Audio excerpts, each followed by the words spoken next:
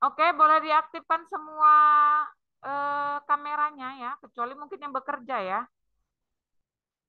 Kecuali mungkin yang bekerja boleh meng-off-kan, tapi yang lainnya harus meng-on-kan kameranya ya.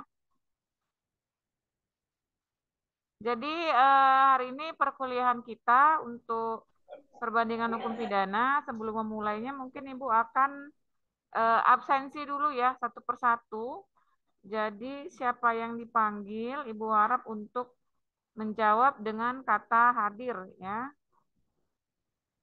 Bentar ya.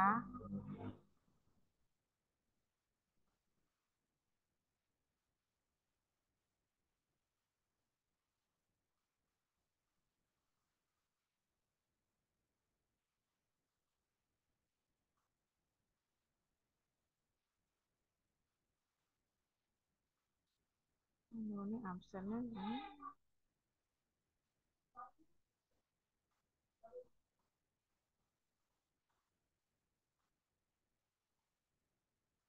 Oke, eh bentar ya.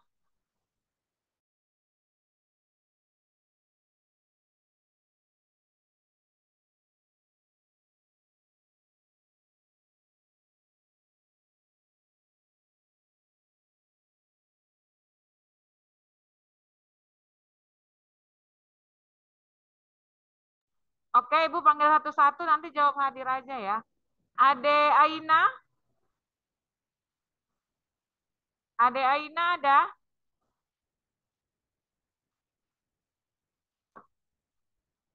Nggak ada ya? Ini belum hadir atau gimana nih ya?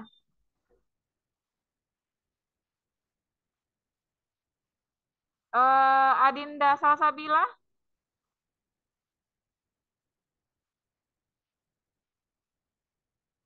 ini hukum 3B kan, B? Perbandingan hukum pidana 3B kan?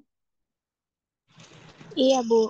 Iya. Iya, Bu. Adinda Salsabila nggak ada juga ya? Afika Alwani, Hadir, Bu.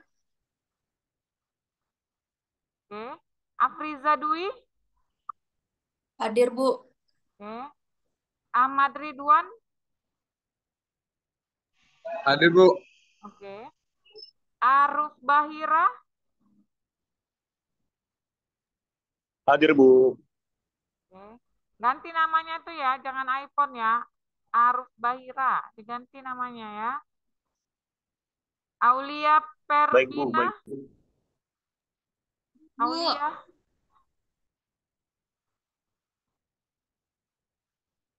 Cindy Patricia, Hadir, Bu.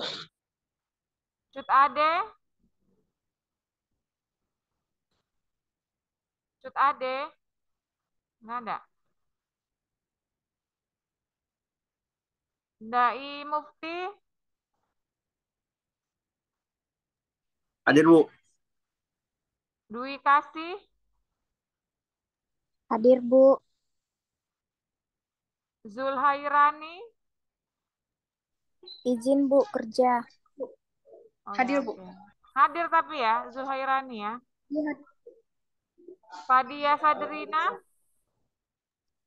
Hadir, Bu. Gian Randa, Hadir, Bu. Hanifah Rizka, Hadir, Bu. Iftitah,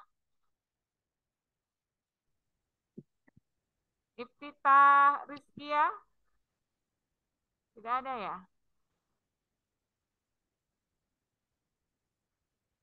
Joel F. Toldo, Hadir, Bu.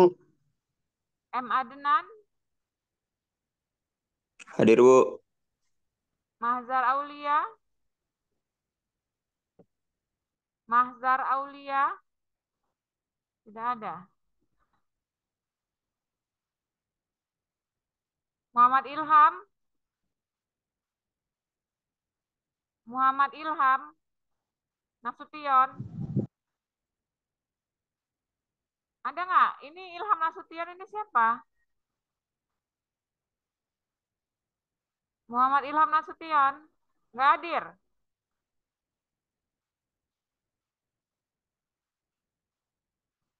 Muhammad Anzuan, M. Anzuan,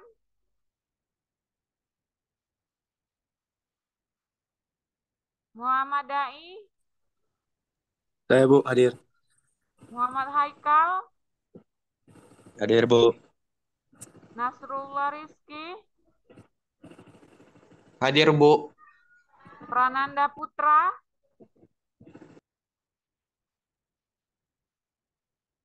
Prananda Putra, Bu, Bu, izin Bu. ya. Mahzar hadir Bu. Lagi apa Bu? Lagi kerja Bu. Lagi di jalan Bu. Mahzar yang mana tadi ya? Oh, Mahzar Anan Aulia tadi ya? Iya Bu, hadir Bu. Izin Bu ya, kamera Bu. Lagi di jalan soalnya. Oke. Prananda Putra hadir, Randi Ihwanul. Ini Ilham Nasution ngangkat tangan kenapa? Hadir Hadir deh ya? Bu. Muhammad Ilham ya? Kenapa nggak bersuara? Muhammad Ilham,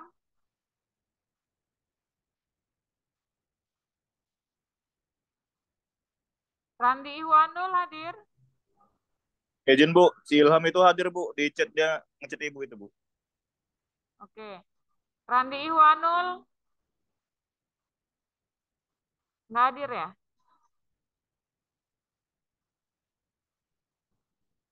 Ratu Fortuna, Hadir, Bu. Randy Febrian,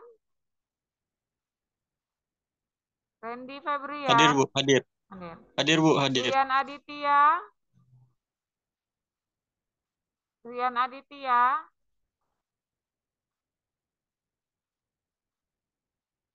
Rizky Pratama,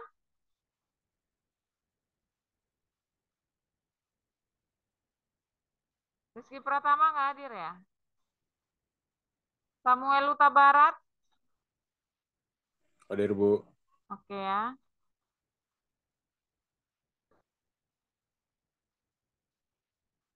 Baik, untuk perkuliahan hari ini ya, kita akan membahas tentang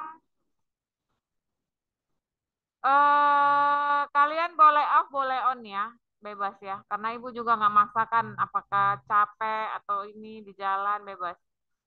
Jadi boleh on, boleh off kamera juga, nggak ibu paksakan ya. Hari ini kita akan membahas tentang sistem hukum ya, sistem hukum secara internasional ya.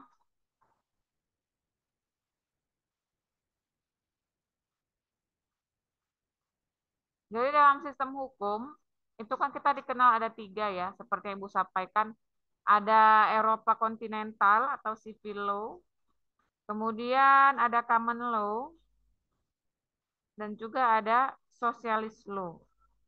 Ya, jadi memang ada eh,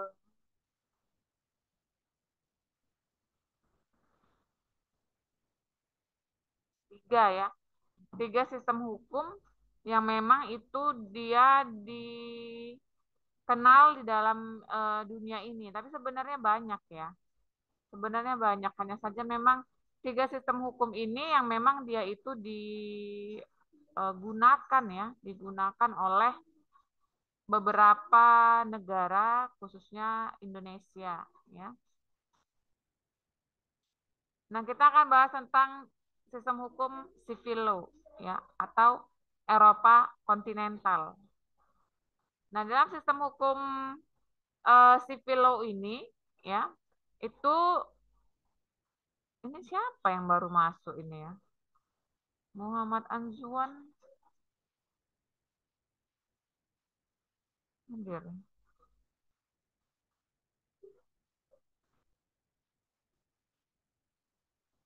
Jadi dalam sistem hukum itu ya, atau civil law ya, ini biasa digunakan di negara-negara Eropa daratan ya. Jadi dia di benuanya benua Eropa yang semula berasal dari kodifikasi hukum, yaitu Kekaisaran Romawi yang pada masa pemerintahan Kaisar Justinianus abad 6 ya sebelum Masehi.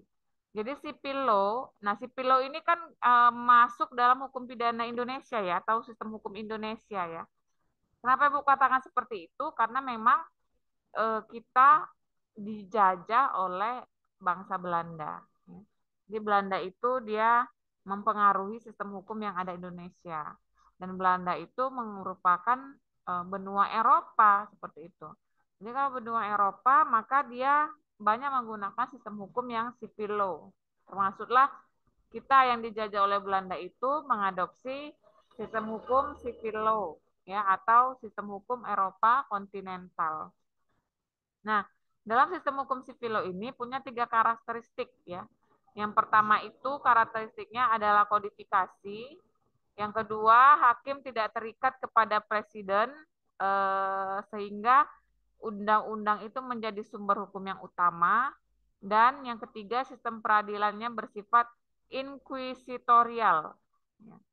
Jadi 3 karakter ini merupakan karakter dari sistem hukum civil law. Yang pertama adalah dia itu memiliki kodifikasi. Kodifikasi di sini berarti itu adalah kitab undang-undang ya. Jadi setiap civil law itu dia punya kitab undang-undang. Kemudian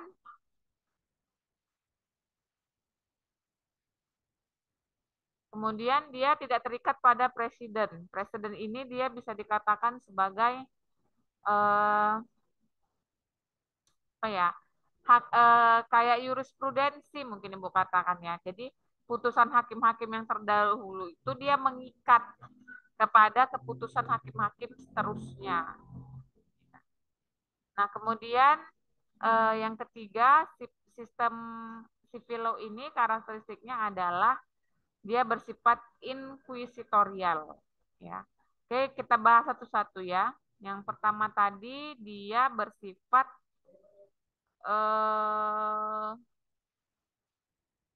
apa tadi?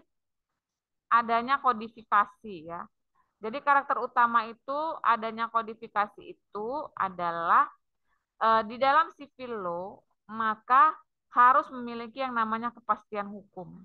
Nah, kepastian hukum itu dia diatur di dalam yang namanya undang-undang atau kitab undang-undang.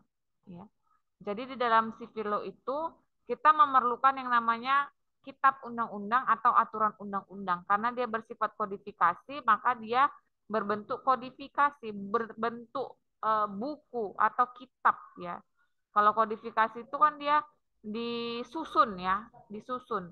Jadi aturan-aturan yang ada di dalam sistem hukum sipil law dia itu harus disusun secara runtut. Nah, itulah dia kalau kita masuk dalam KUHP kita ya, Kitab Undang-Undang Hukum Pidana dan juga ada yaitu Kitab Undang-Undang Hukum Perdata. Nah, kemudian yang kedua itu adalah peraturan ya, peraturan-peraturan hukum yang tertulis itu menjadi sumber acuan ya dalam hukum sistem sipil law. Perundang-undangan itu dia menjadi acuan. Kenapa? Karena memang kita kalau seperti Ibu bahas pada pertemuan sebelumnya, kita menganut asas legalitas, ya kan? Bahwasannya tiada suatu perbuatan yang dapat dihukum tanpa ada aturan yang mengaturnya. Nah, dalam civil law seperti itu. Jadi dia harus adanya yang namanya peraturan terlebih dahulu. Jadi aturan itu harus tertulis gitu. Kalau dia tidak ada aturannya, maka dia tidak bisa diberlakukan di dalam penjatuhan hukuman terhadap sebuah perbuatan. Oleh karenanya, kepastian hukum sangat dijamin di dalam yang namanya sistem hukum civil law ini. Harus ada kepastian hukumnya. Ya. Kembali lagi ke legalitas tadi, tidak akan boleh ada perbuatan yang dapat dihukum tanpa adanya aturan. Nah, aturan itulah undang-undang, ya, kitab undang-undang atau susunan-susunan peraturan lainnya yang memang harus ada di dalam sistem hukum sipil law yang dia itu terkodifikasi atau tersusun secara runtut. Ya. Kalau kalian belajar hukum administrasi negara juga itu ada stratifikasi dari peraturan perundang-undangan. Mulai dari Grundnormnya, Grundnorm itu adalah norma dasar. Norma dasar kita adalah Pancasila, ya, sumber hukum utama kita itu adalah Pancasila. Nanti runtut tuh, mulai dari yang namanya konstitusi kita ya, Undang-Undang 1945 sampai turunannya ke bawah itu adalah peraturan-peraturan kelurahan kah, peraturan kepala desa kah. Jadi memang runtut ya. Nah, itulah dia namanya terkodifikasi ya. Jadi si Pileu ini karakteristik yang pertama itu adanya kodifikasi ya. Jadi kodifikasi itu atau aturan yang tertulis, aturan yang tersusun itu merupakan salah satu karakteristik dari civil law ya, sistem civil law ini atau sistem ke Eropa kontinental ya. Kemudian yang kedua ya, pada sistem hukum civil law ini ya, dia dikenal dengan adanya hakim tidak terikat kepada presiden ya. Hakim tidak terikat pada presiden sehingga undang-undang menjadi sumber hukum yang utama. Jadi memang karakteristik yang kedua ini dilihat dari pemisahan kekuasaan yang terjadi pada masa revolusi Prancis ya, di mana memang ada yang namanya pemisahan kekuasaan, teori Montesquieu. Jadi kalau kita belajar tentang sivil law, kita belajar seperti tata negara ya adik-adik ya. Kita akan bahas tentang yang namanya pemisahan kekuasaan. Artinya presiden itu adalah hakim di sini dia independen ya. Independen. Jadi dia tidak terikat pada apapun. Itulah dia masuk ke dalam teori Montesquieu yang mengatakan bahwa memang dalam suatu negara itu harus terjadi 3 pemisahan kekuasaan ya. Yang pertama adalah eksekutif ya, itulah dia pemerintahan kita. Yang kemudian yang kedua adalah legislatif ya. Itulah dia anggota-anggota dewan kita ya, dan yang ketiga adalah yudikatif. Yudikatif inilah dalam ranah Mahkamah Agung ya, atau dalam ranah hakim ya. Dalam memutus itu dia berdasarkan kekuasaan yudikatif. Jadi dalam sivil law seperti itu. Hakim itu tidak terikat pada presiden, artinya dia memiliki hak tersendiri yaitu kekuasaan peradilan ya. Di luar dari organ-organ lainnya atau di luar dari institusi lainnya, institusi pemerintah yaitu eksekutif dan di luar daripada institusi legislatif yaitu DPR. Nah, jadi hakim itu dia tidak mengikuti presiden, dia berdiri sendiri, memiliki kekuasaan yudikatif tersendiri, tidak bisa diintervensi ya oleh dua kekuasaan lainnya. Nah, itulah dia teori Montesquieu yang membagi tentang pemisahan 3 pemisahan kekuasaan di dalam sistem hukum ya. Nah, kemudian karakter yang ketiga ya, yaitu dalam civil law ini dia dikenal dengan sistem inkuisitorial dalam peradilan. Di dalam sistem itu hakim mempunyai peranan yang besar. Hakim mempunyai peranan yang besar dalam mengarahkan dan memutuskan perkara. Hakim aktif dalam menemukan fakta dan cermat dalam menilai alat bukti. Menurut pengamatan Friedman, hakim di dalam sistem hukum civil law berusaha untuk mendapatkan gambaran lengkap dari peristiwa yang dihadapinya sejak awal. Sistem ini mengandalkan profesionalisme dan kejujuran hakim. Jadi yang namanya inkuisitorial ini, ya sistem inkuisitorial ini, dia itu merupakan sistem di mana hakim itu memutus memang sesuai dengan keyakinannya, sesuai dengan hati nurani. Beda nanti dengan yang common law. Kalau common law itu dia ada sistem in the jure, ya, atau sistem juri, ya. Kalau dia dalam civil law, sistem hukumnya itu adalah apa tadi bilang ya,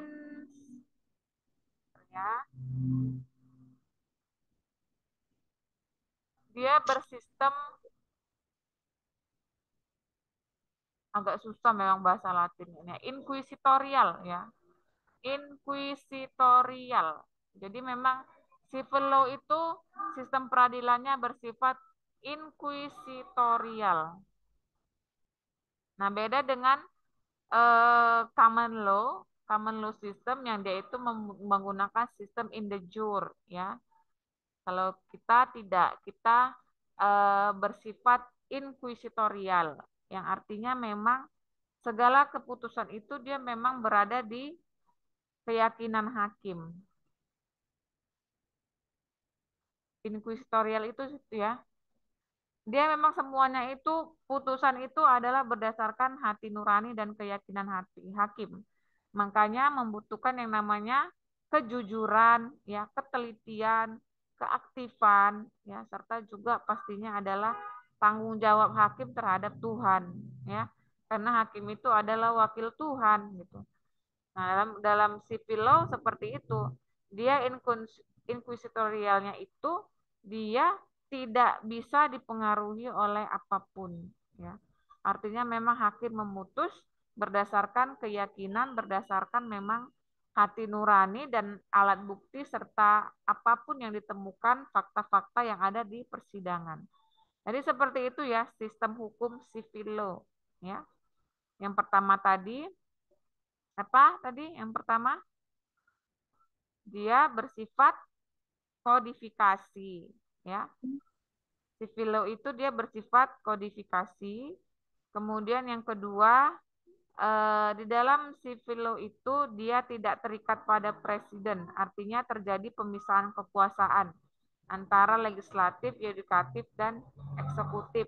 Ya, tidak ada presiden atau tidak ada mengikat.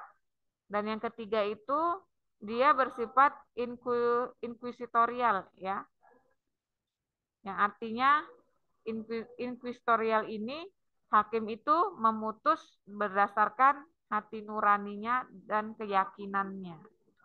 Jadi tidak ada sistem-sistem in the jury, ya, tidak ada sistem juri. Jadi itu yang perlu kalian ingat ya dalam karakteristik dari sistem hukum civil law. Ya. Perlunya kodifikasi, adanya pembagian kekuasaan, ya, terlepas dari presiden. Ya. Kemudian yang ketiga dia bersifat inquisitorial. Dia hakim memutus secara independen ya berdasarkan keyakinan dari hati nurani hakim itu sendiri. Nah, itu dia kalau civil law. Bagaimana dengan common law? Nah, ini nanti ya akan Ibu jelaskan ya. Jadi Ibu nggak panjang lebar karena timing up juga ini ternyata sudah 5 menit lagi waktu kita ya. Nggak terasa, hanya sebentar waktu untuk Zoom ini ya. Jadi Ibu persilakanlah bagi ada yang mau bertanya, silakan satu penanya saja. Ada yang mau bertanya dengan sistem hukum civil law ini?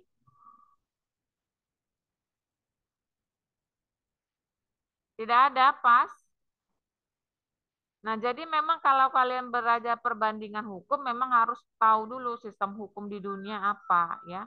Khususnya Indonesia, kita pakai sistem hukum civil law, ya kan?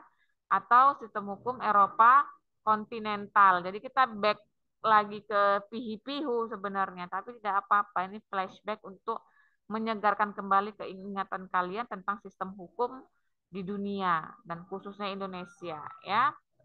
Oke, ada yang mau ditanyakan? Terakhir, tidak ada. Pas. Jadi nanti lanjut akan ada pembahasan tentang common law ya. Common law system dan socialist system. Nah, untuk minggu depan kita tatap muka dan yang akan presentasi kelompok 1 dan 2 ya. Jadi Ibu harapkan kelompok 1 dan 2 sudah prepare dari sekarang PowerPoint-nya, bahannya ya. Prepare petugas-petugasnya siapa yang akan menjadi moderator, siapa yang akan mempresentasikan, siapa yang akan menjawab pertanyaan teman-teman ya. Jadi Ibu harap untuk di prepare ya, jangan sampai nanti waktu kita mau masuk ya, tulak-tulakan ini kelompok 1, kelompok 2. Jadi yang maju duluan kelompok 1 ya, Setelah itu kelompok 2. Presentasi cukup 5 menit. Jadi waktu untuk kelompok 1 hanya Ibu berikan waktu 30 menit. Itu semua ya, include ya. Mulai dari pembukaan sampai penutup. Kelompok 1 hanya 30 menit. Dan kelompok 2 juga hanya 30 menit. Oke, paham ya? Jadi Kamis Bu. depan jangan ada yang tidak siap, jangan ada yang tidak datang kelompoknya ya. Jangan bilang tidak prepare, jangan lupa bawa laptop ya, laptop dan PowerPoint kalian sediakan juga. Jadi Ibu tinggal lihat saja bagaimana keaktifan kalian di minggu depan ya. Untuk kelompok 1 dan kelompok 2. Oke, karena tidak ada pertanyaan, mungkin Ibu akhiri perkuliahan kita sampai di sini. Sampai jumpa di pertemuan kita selanjutnya di hari Kamis. Dan tema kita minggu depan adalah presentasi untuk kelompok 1 dan kelompok 2 ya. Oke, Ibu akhiri. Assalamualaikum warahmatullahi wabarakatuh. Waalaikumsalam warahmatullahi wabarakatuh.